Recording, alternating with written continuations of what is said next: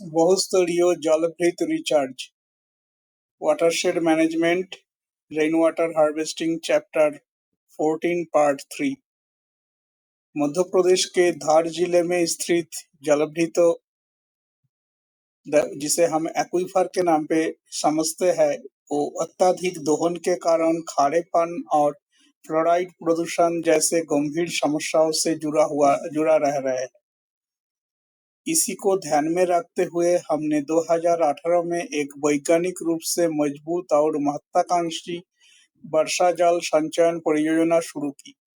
परियोजना का स्थान था खादी गांव, जो बदनावर तहसील में एक बेसाल्टिक इलाका में स्थित है, जहां चट्टानों में दरारें और कुछ जगह पर बलुई मिट्टी भी पाई जाती है।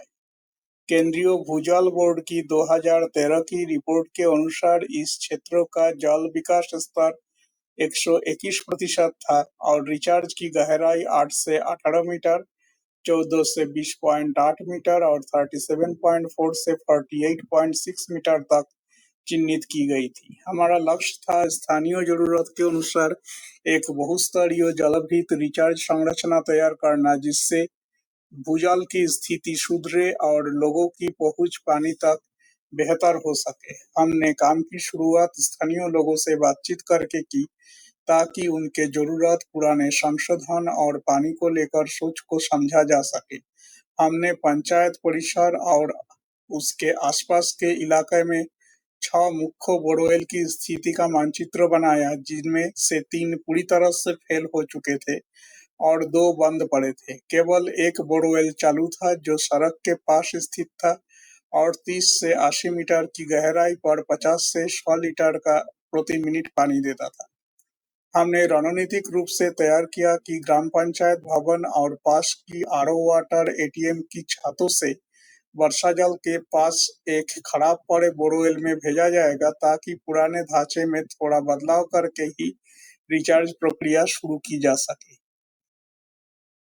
पकड़ क्षेत्र यानी कि कैचमेंट एरिया लगभग 1750 वर्ग फीट था।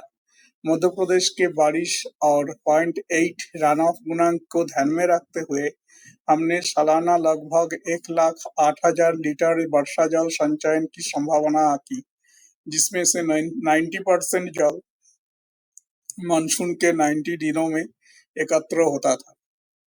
आरओ एटीएम से हर दिन निकलने वाले 1600 लीटर पानी ने इसे एक निरंतर स्रोत बना दिया, जिससे रोजाना 2,684 लीटर तक के रिचार्ज का लक्ष्य निर्धारित किया गया था। डिजाइन के अनुसार छत क्षेत्र का 20% टैंक की क्षमता होना चाहिए। इस तरह हमने लगभग 350 घन फीट का टैंक डिजाइन किया, जिसकी ऊंचाई 9 फीट और जमीन पर जगह 40 वर्ग फीट आई। रिचार्ज के लिए हमने 300 फीट गहराई तक खुदाई करवाई, जिसमें 40 फीट का बाहरी पाइप और 200 फीट का आंतरिक पाइप लगाया गया। पानी को नींव को पहुंचाने के लिए 80 से 100 फीट, 100 से 120 फीट और 160 से 180 फीट पर स्लॉटेड पाइप डाले गए, जो बेसाल्टिक चट्टानों के परतों से मिल खाते थे। ड्रिलिंग के दौरान मिले भौगोलिक डेटा से हमें 70 से 110 फीट के बीच पानी की परत मिली, जो 330 फीट तक गहराई में फैली थी। इन परतों में काली मिट्टी से लेकर कठोर बेसाल्ट तक कुल 11 भूपरतें मिली। विशेष रूप से वेदर्ड और वेसिकुलर बेसाल्ट की परतें जल धारण के लिए उपयुक्त पाई गई। हमने 5 फीट बाई 8 फीट ईंटों से बना रिचार्ज टैंक तैयार किया, जिसमें 4 फीट मोटी रेत, बजरी और छोटे पत्थरों को स्थानीय फिल्टर परत डाली गई।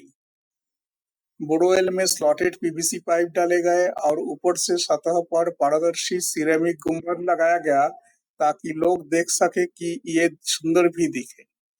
इस परियोजना की कुल लागत 2,25,000 रही, जिसमें 73,000 रुपए रिचार्ज टैंक में और 1 लाख रुपए बोरवेल सुधार करने में खर्चा हुआ और 50,000 विशेषज्ञ सलाह और तकनीकी सहयोग के लिए रखा गया था। ग्राम सभा में हमने जल भराव, पानी की गुणवत्ता और सीमित जगह में कामकाजी समाधान जैसे आम सवालों पर चर्चा की। इस तरह से ग्रामीणों ने केवल भागीदारी नहीं की बल्कि इस परियोजना को अपनाया भी। ये उदाहरण दर्शाता है कि कैसे छत का पानी बहुस्तरीय रिचार्ज के जरिए भूजल स्तर को सुधार सकता